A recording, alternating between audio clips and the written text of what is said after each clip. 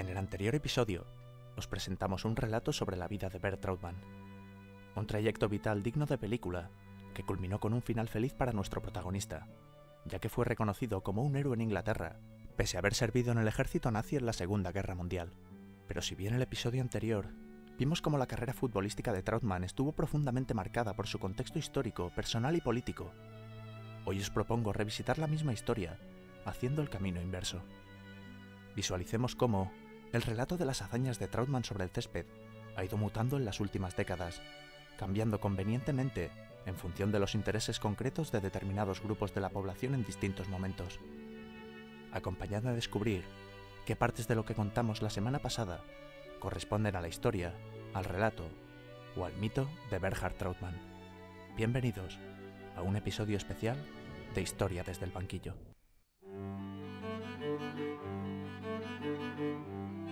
El primer episodio sobre Bert Trautmann lo finalizamos diciendo que el relato que presentamos sobre él resultaba sumamente oportuno para diversos sectores de la población. Y en el presente episodio desarrollaremos esta afirmación. Pese a que es muy difícil que no nos llame la atención la historia de alguien que llega a un lugar como prisionero y tras superar un sinfín de dificultades, marcha de ese lugar siendo aclamado como un héroe, tratemos de mirar la vida de nuestro protagonista desde una perspectiva más objetiva. Y es que el camino del héroe es un recurso narrativo que la industria cinematográfica y la novela clásica han explotado hasta la saciedad, ya que el impacto y la empatía en gran parte del público está prácticamente garantizada.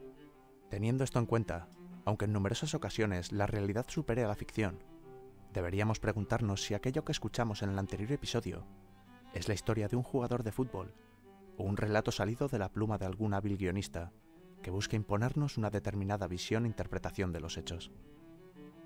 No obstante, no debemos perder de vista que un historiador, al momento de producir historiografía, se nutre de los distintos hechos históricos para componer un relato, en el cual los diferentes hechos integrados en la narración se interrelacionan entre sí en forma de causas y consecuencias. En el caso del relato histórico sobre la vida y carrera de Bert Trautmann, que hicimos hace 2 episodios, podríamos catalogar como hechos histórico-biográficos elementos como su ingreso a las juventudes hitlerianas, su alistamiento en la Wehrmacht, su fichaje por el Manchester City en 1949, su participación en la final de la FA Cup de 1956 y un largo etcétera. La razón por la cual podemos catalogar estos datos como hechos históricos es debido a que se encuentran fundamentados en fuentes históricas de distinta naturaleza, como documentación institucional, fotografías, vídeos o prensa, entre otros.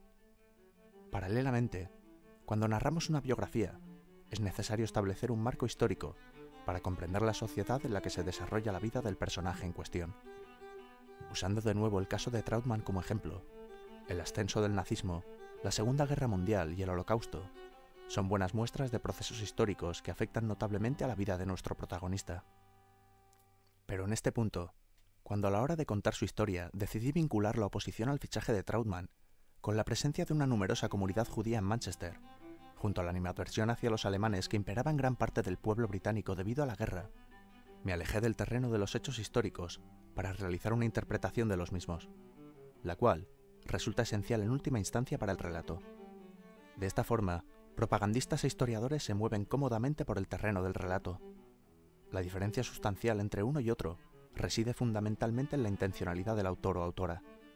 Si bien el historiador, en el buen ejercicio de sus funciones, debe tener una pretensión de veracidad para alcanzar un conocimiento fidedigno del pasado, el propagandista tan solo busca componer un relato que justifique o favorezca a aquel que le paga. Sin embargo, eso nos hace formularnos preguntas aún más interesantes, ya que quien compone un relato propagandístico sobre el pasado también vive inmerso en una coyuntura histórica determinada, de la cual no puede escapar. En el caso de Trautmann, uno de los puntos interesantes del contexto histórico del relato es que su mayor gesta deportiva coincide con una necesidad política muy concreta, la cual le convierte en el hombre de ese momento y ese lugar. Y es que 2 años después de proclamarse campeón de la FA Cup con el Manchester City, la Alemania Occidental sería integrada a la Unión Europea. De esta forma, la hazaña de Trautmann de jugar la final con el cuello roto, logrando que la afición del City le perdone su pasado nazi, es susceptible de ser utilizada por el Estado británico para que cambie el marco mental de la población que exige la recomposición de las alianzas en Europa. Pero como ya os habréis dado cuenta los más atentos, En este caso, el relato sobre la vida de Trautmann es contemporáneo a sus hazañas. De esta manera, en la década de 1950 surge lo que podríamos denominar como la primera ola del mito de Trautmann. Y es que si nos referimos a esta narrativa de la vida del alemán como un mito, es debido al hecho de que tanto la política como la memoria colectiva del pueblo británico han distorsionado notablemente los hechos. Pero si pretendemos hacer historia, ya sea desde el banquillo o desde cualquier otro lugar, debemos localizar el mito y antes de desecharlo, entender por qué cauces y por qué causas ha llegado a establecerse. Y en este caso, la primera y la segunda ola del mito de Trautmann son muy distintas. A mediados de los años 50, historiadoras como Catherine Clay en su obra The Trautmann's Journey han señalado el contexto de recomposición de los bloques de alianzas entre naciones después de la Segunda Guerra Mundial, debido al inicio de la Guerra Fría, cual urgía reparar las relaciones con una Alemania ya dividida. Para tal fin, no podemos negar que el fútbol fuese una herramienta útil para humanizar a los alemanes, tal y como vimos en el primer episodio. La creación de un equipo compuesto por prisioneros de guerra alemanes fomentó contactos con la población local, que ayudaron a abrir la mente de estos últimos. Sin embargo, estos contactos también se daban en otros ambientes al margen de las canchas. De este modo, deberíamos de buscar la aceptación de los alemanes por parte de la población inglesa en estos contactos y no únicamente en el carisma de un solo hombre. Y es que en el caso de Bert, una de las fuentes históricas que resulta de mayor interés para estudiar su vida es a la vez una de las menos comentadas. Y es que el guardameta alemán publicó una autobiografía en 1956, justo el año que ganó la FA Cup, en la cual destacan diversos aspectos. Primeramente, en la autobiografía de Bert Trautmann pueden leerse frecuentes alusiones a la clase obrera de la cual provenía tanto Bert como su familia, junto a ciertas afirmaciones antibelicistas. El hombre de a pie, de cualquier país, no quiere tomar parte en una guerra. La guerra es algo dictado por una autoridad superior, bajo la cual el soldado, el marine y el piloto están inevitablemente situados. Pese a que pocos años después de la publicación de su autobiografía, el concepto de obediencia debida fue razón de encarnizadas discusiones entre juristas y políticos a raíz del juicio del criminal de guerra Eichmann en Jerusalén, sobre el cual la filósofa alemana Hannah Arendt escribió un exquisito ensayo. Pero estos principios difícilmente podríamos aplicarlos a Trautmann, ya que en esta frase, Bert omite convenientemente el hecho de que se alistó como voluntario, siendo él mismo quien por convencimiento ideológico quiso servir en la Wehrmacht, poniéndose inevitablemente bajo esa autoridad. Por esta clase de motivos, aunque su autobiografía pueda ser muy interesante, es de escasa utilidad para el estudio histórico, ya que en muchos pasajes su intención radica en autojustificarse en aspectos como su militancia en el partido nazi. Aunque precisamente en lo relativo al estudio de fenómenos históricos recientes de gran calado, tal y como fue el nazismo, observamos que el péndulo oscila a velocidades vertiginosas. Si bien esa frase de su autobiografía debemos cogerla con pinzas debido a su intención justificatoria, también hubo articulistas en la prensa británica que catalogaron a Bert Trautmann como un fanático nazi debido a su ingreso a las juventudes hitlerianas en 1933.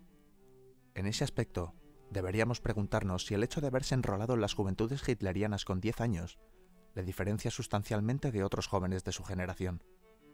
Como conclusión, al análisis de los relatos sobre la vida de Trautmann en la década de los 50, hay que decir que la visión que se impuso de Bert como un ser que alcanzó la redención mediante sus paradas obedecía a intereses políticos relacionados con la reordenación de las alianzas en Europa tras la Segunda Guerra Mundial y la necesidad de cambiar el marco mental de la población británica sobre los alemanes.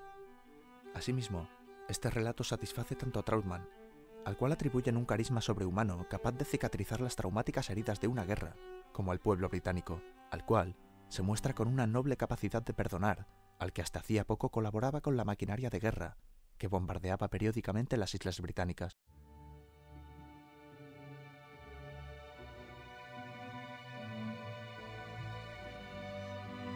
Pero cuando dejó de existir esta necesidad política, la historia de Trautmann fue perdiendo protagonismo mediático y fue cayendo lentamente en el olvido. No fue hasta que las tornas del tablero geopolítico volvieron a girarse, situando en el horizonte nuevas necesidades políticas, que la historia de Trautmann no fue rescatada del baúl de los recuerdos. No obstante, los nuevos tiempos traían consigo nuevas necesidades, y para obedecer a los intereses de estas, el relato debía cambiar en algunos aspectos. La geopolítica europea de la década de 1990 se encuentra marcada por la disolución de la Unión Soviética y el consecuente fin de la Guerra Fría, siendo esta una causa clave del resurgir del interés sobre su figura. En 1990, Alan Rowlands, un estudioso de la historia del fútbol, publica una biografía sobre Trautmann, en la cual destacan elementos que no habíamos visto 4 décadas atrás. Y es que en este libro se afirma que el legendario portero soviético Lev Yashin dijo que Trautmann era el único portero mejor que él. Francamente, esta afirmación es inaudita e inverosímil para cualquier persona alfabetizada en la historia del fútbol. Y es que el Manchester City de la década de 1950 no era el todopoderoso equipo que es actualmente, vigente campeón del triplete al momento de grabar este programa, sino que se trataba de un club que oscilaba entre la primera y la segunda división, para el cual la consecución de un título era una anomalía. Recordemos que la FA Cup que ganó Trautmann con el City en 1956 la gana militando en la segunda categoría del fútbol inglés. Por esta razón, comparar a un portero de la segunda división inglesa con Lev Yashin, campeón de Europa con la selección de la Unión Soviética y único guardameta hasta la fecha en ganar el Balón de Oro, es una afirmación que roza la ofensa. Pese a que la Guerra Fría estaba en su punto álgido durante la consecución de la FA Cup por el City en el 56, con la Primavera de Praga y la Revolución húngara en marcha, tal y como vimos en el episodio dedicado a Ferenc Puskás, con Lev Yashin en activo y cosechando éxitos, era difícil afirmar semejante barbaridad. Y es que Rowlands pone estas palabras en boca de Yashin por primera vez justo en 1990, año en el cual la araña negra nos dejó para siempre. Con esta afirmación, Rowlands pretende veladamente tratar de dejar en un segundo plano los éxitos de la extinta Unión Soviética en el ámbito deportivo, los cuales no fueron pocos. Al margen de esta polémica afirmación, lo que podemos observar en los años 90 es una mitificación de su significación social, respaldada en los testimonios de figuras de autoridad del fútbol inglés. En lo relativo a su carrera deportiva, las nuevas narrativas tan solo exaltan algunos momentos puntuales de esta, como la final de 1956. Pero es en este momento cuando toma protagonismo en el relato una figura sin la cual no se entiende la aceptación de Trautmann: Alexander Altmann. Altmann era un judío de origen alemán que pudo refugiarse en Inglaterra poco antes del estallido de la Segunda Guerra Mundial, llegando años después a ser el rabino en una sinagoga de Manchester durante 2 décadas, ganándose un gran respeto y cariño entre la comunidad judía de la ciudad. Este hombre fue el encargado de salir a la palestra a defender a Trautmann después de los titulares de prensa y las manifestaciones en su contra, declarando en una carta abierta enviada al diario Manchester Evening News lo siguiente: Bert es un joven decente. No seáis estúpidos.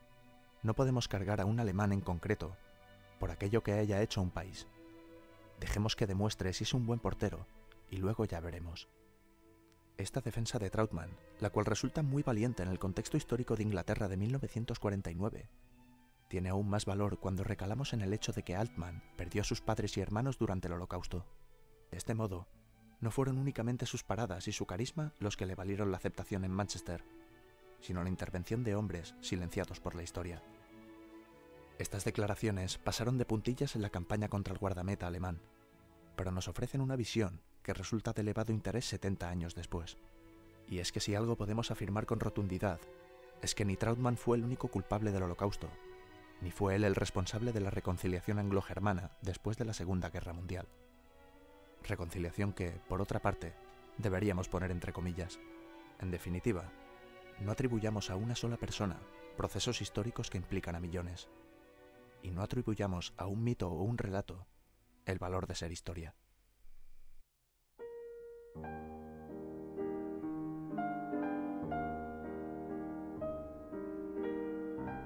Con esto, damos por acabado el especial sobre Bernhard Trautmann, una leyenda del Manchester City.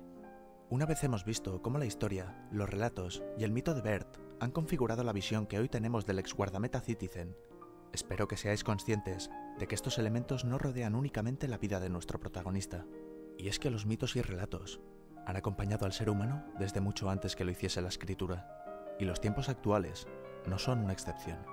Al fin y al cabo, desde Historia desde el banquillo, creamos relatos sobre la implicación de un futbolista en la historia social y política de un momento y lugar concreto.